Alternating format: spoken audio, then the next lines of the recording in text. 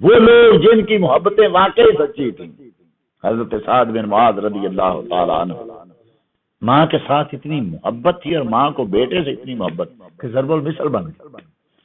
لوگ کہتے تھے پیار یوں کرنا چاہیے جیسے سعد اپنی ماں سے کرتا ہے، پیار یوں کرنا چاہیے جیسے سعد کی ماں سعد سے کرتی.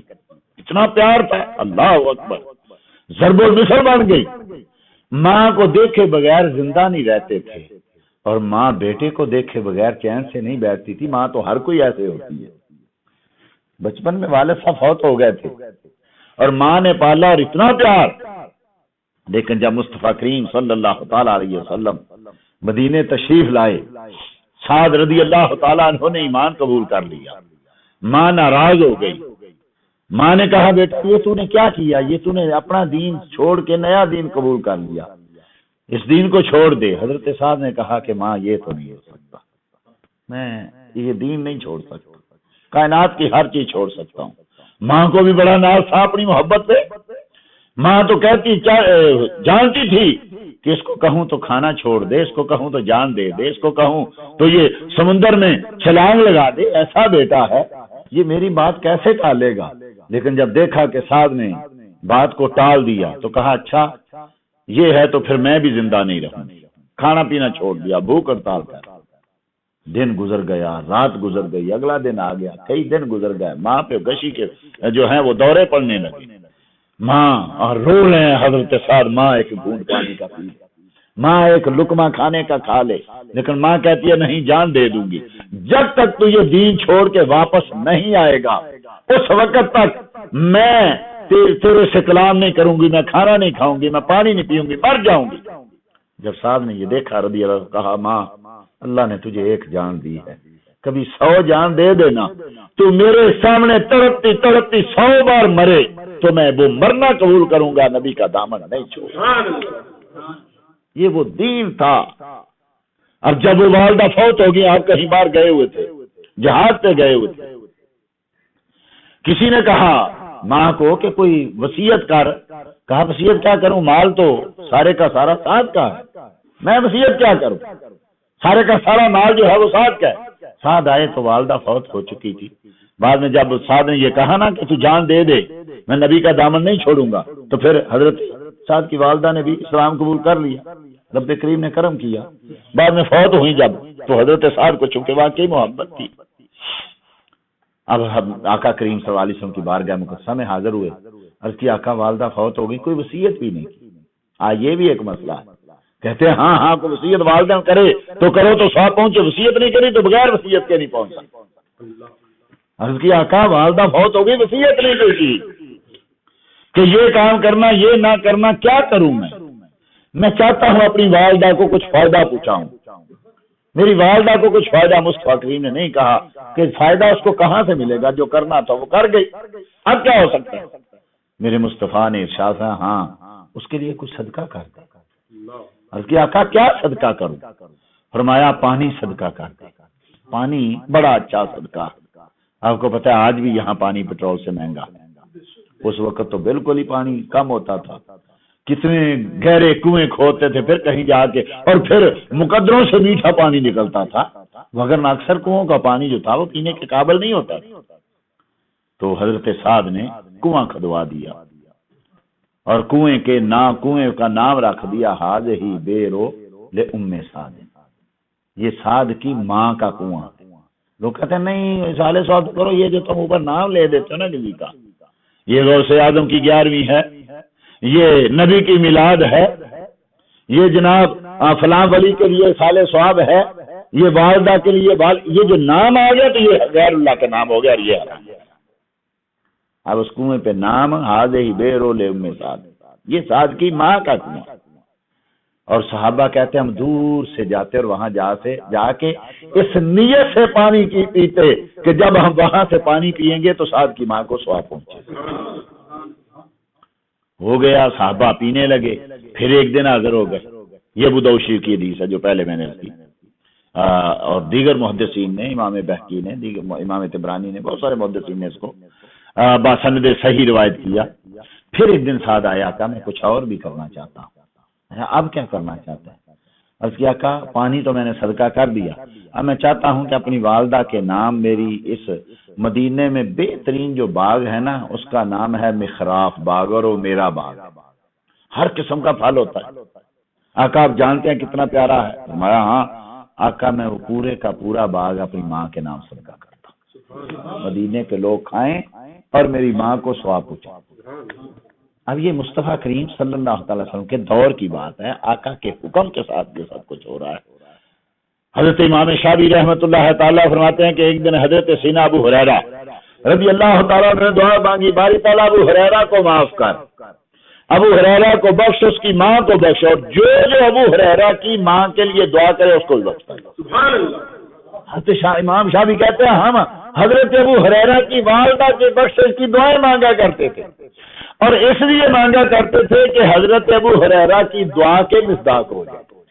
اللہ کے محبوب کا صحابی ہے، اس نے کہا جو پھر حضرت ابو ہریرہ رضی اللہ عنہ کہتے تھے، مشکات میں ہے کہ کون ہے جو فلاں مسجد میں جائے اور جا کے 2 رکعت نماز پڑھے اور اس کا ثواب میری ماں کو پہنچا دے۔ تو یہ بے شمار واقعات ہیں، محدثین نے، فقہا نے، ائمہ نے مستقل کتابیں اس پہ لکھی ہیں، اور علماء لکھتے ہیں کہ مسلمانوں میں اس میں کسی کو کوئی اختلاف نہیں ہے۔ امام مقدسی یہ 5ویں صدی ہجری کے آدمی ہیں، انہوں نے لکھا کہ آج تک مصطفیٰ کریم سے لے کے آج تک لوگ صدقہ بھی کرتے ہیں، خیرات بھی کرتے ہیں، تسبیحات بھی بولتے ہیں، تکبیرات بھی بولتے ہیں، قرآن بھی پڑھتے ہیں، گھروں میں بیٹھتے ہیں، اپنے مرنے والوں کے لیے سوال ثواب کرتے ہیں، آج تک کسی نے کوئی انکار نہیں کیا۔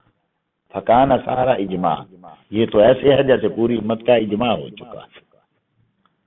اس کے بعد یہ 5ویں صدی، اس کے بعد آئیے 9ویں صدی ہجری، امام بدر الدین عینی بہت بڑی مشہور شخصیت ہے حنفیوں کے، ان کی کتاب بڑی مشہور ہے عمدۃ القاری شرح صحیح بخاری، 30 جلدوں میں کتاب ہے۔ ان کی ایک اور بڑی مشہور کتاب ہے البنایہ شرح الہدایہ، اس کے باب حج عن الغیر میں لکھتے ہیں کہ نبی کریم سے لے کے آج تک فی کل مصر و فی کل اصل، ہر دور اور ہر شہر جہاں مسلمان، ہر دور مصطفیٰ سے لے کے آج تک، اور ہر شہر میں جس کا بھی کوئی فوت ہوتا ہے وہ لوگ اکٹھے ہوتے ہیں، تکبیرات بولتے ہیں، تسبیحات بولتے ہیں، قرآن پڑھتے ہیں، صدقہ کرتے ہیں، اور اس کا ثواب مرنے والے کو بخشتے ہیں۔ آج تک کسی منکر نے اس کا انکار نہیں کیا۔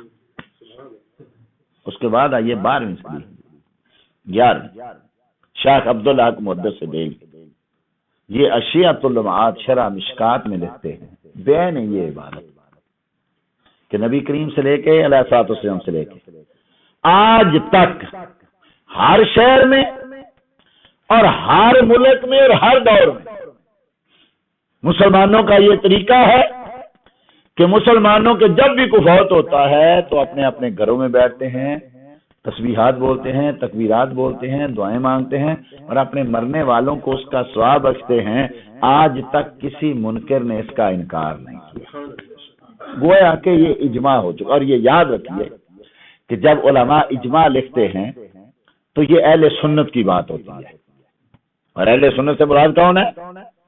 اہل سنت سے مراد ہے امام اعظم ابو حنیفہ کے ماننے والے، امام مالک کے ماننے والے، امام شافعی کے ماننے والے، امام احمد بن حنبل کے ماننے والے، ان چاروں ائمہ کے ماننے والے فروعات میں، اور عقیدے میں امام ابو الحسن اشعری کے ماننے والے اور ابو منصور ماتریدی کے ماننے والے، ان کو کہتے ہیں اہل سنت۔ ان کے علاوہ بہت سارے فرقے آئے، فتنے آئے، نئے آئے، پرانے آئے، مٹتے گئے اور مٹ جائیں گے، نام بدلتے رہے، لوگ آتے رہے، اور علماء نے لکھا کہ یہ جتنے اس کے علاوہ ہیں ان کا اختلاف اجماع کے قابل نہیں ہے۔ اجماع کی مخالفت کوئی یہ نہیں کہہ سکتا، وہ کہتا ہے نہیں کرنا چاہیے، تم کہہ رہے ہو اجماع اجماع کیسے ہو؟ ان کی بات ہی نہیں، بات ہے اہل سنت کی، اور اہل سنت کا اجماع ہے، اور شریعت کی 4 دلیلیں ہیں جن کو ادلہ شریعہ کہا جاتا ہے، ادلہ اربع کہا جاتا ہے، ادلہ تفصیلیہ کہا جاتا ہے۔ سب سے پہلی دلیل ہے قرآن، اس کے بعد دلیل ہے مصطفیٰ کریم کا فرمان، اس کے بعد دلیل ہے اجماع، اس کے بعد دلیل ہے قیاس. چاروں ائمہ کا اس کو اجماع ہے کہ یہ چاروں چیزیں دلیل شرعی ہیں. قرآن سے ثابت ہو ماننا ضروری ہے، حدیث سے ثابت ہو ماننا ضروری ہے، اجماع سے ثابت ہو تو ماننا ضروری ہے، قیاس سے ثابت ہو تو ماننا ضروری ہے. آگے علماء کا بعض چیزوں میں اختلاف ہیں. امام شافعی رحمۃ اللہ تعالی قول صحابی کہتے ہیں، وہ جو ان چاروں چیزوں میں نہ ملے پھر بھی کہتے ہیں قول صحابی ہو جائے تو وہ بھی دلیل ہے. امام اعظم استحسان کہتے ہیں، امام مالک وصال مرسلہ کہتے ہیں. اس طریقے سے آگے اختلاف، لیکن ان چار چیزوں میں اتفاق ہے. اور اجماع قرآن کی آیت، اس کا حکم ناسخ ہو سکتا ہے، منسوخ ہو سکتا ہے، حدیث ناسخ ہو سکتی ہے، منسوخ ہو سکتی ہے.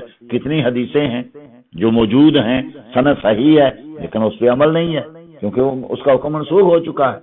کتنی حدیثیں صحیح ہیں کہ مصطفیٰ کریم صلی اللہ تعالی وسلم نے خود بھی اور فرمایا بھی، آگ سے پکی چیز کھا لو تو وضو کرو، وضو ٹوٹ جاتا ہے. یہ حدیثیں ہیں، صحیح ہیں، لیکن پوری امت کا اس پہ عمل نہیں ہے. کیوں کہ یہ حکم منسوخ ہو چکا. اس لیے کہ پہلے آگ سے پکی چیز پہ کھانے سے وضو ٹوٹ جاتا تھا، حتیٰ کہ بعض صحابہ اس پہ فتویٰ دیتے رہے. پہلے حضرت ابو ہریرہ رضی اللہ تعالیٰ عنہ نے کہا کہ آگ سے پکی چیز کھاؤ تو وضو کیا کرو. سیدنا عبداللہ بن عمر رضی اللہ تعالیٰ فقیہ صحابی ہیں، انہوں نے کہا اچھا ابو ہریرہ یہ بتاؤ، اگر میں آگ سے گرم پانی سے وضو کروں تو پھر کیا کروں؟ تم کہہ رہے ہو آگ سے پکی چیز کھانے سے وضو ٹوٹ جاتا ہے، تو اگر میں آگ سے گرم شدہ پانی سے وضو کروں تو حضرت ابو ہریرہ کے پاس اس کا کوئی جواب نہیں تھا. تو اس لیے بہت ساری چیزیں ہیں، قرآن کی آیتیں ہیں جن کا حکم آج منسوخ ہے. لا تقربوا الصلاۃ وانتم سکارى، نشے کی حالت میں ہو تو نماز نہ پڑھو، حکم منسوخ ہے کیونکہ اس وقت نشہ جائز تھا. جب نشہ ہی حرام ہو گیا تو اب وہ آیت کا حکم بھی منسوخ ہو گیا. ایسے کتنے آیت، لیکن اجماع نہ ناسخ ہوتا ہے نہ منسوخ ہوتا ہے. جو ہو گیا سو ہو گیا. اب یہ نہیں ہو سکتا کہ یہ منسوخ ہو گیا بعد میں، ہاں ٹھیک ہے ایک وقت تھا اس کے بعد نہیں ہو سکتا. اجماع ہو گیا تو وہ ساری عمر منسوخ نہیں ہوگا. تو یہ علماء کہتے ہیں اجماع ہے امت کا اس پہ کہ مرنے والے کے لیے دعا کی جائے تو اس کو فائدہ پہنچتا ہے، مرنے والے کے لیے صدقہ کیا جائے تو اس کو فائدہ پہنچتا ہے، مرنے والے کے لیے کار خیر کیا جائے تو اس کو اس کا فائدہ پہنچتا ہے. جہاں تک دلائل کی بات ہے، ساری عمر لگے رہیں تو دلائل ختم نہیں ہوتے. جو قرآن و حدیث میں پہلے بھی شاید ایک دو بار میں نے یہاں بہت ساری چیزیں، بہت ساری احادیث جو ہیں وہ پیش کی.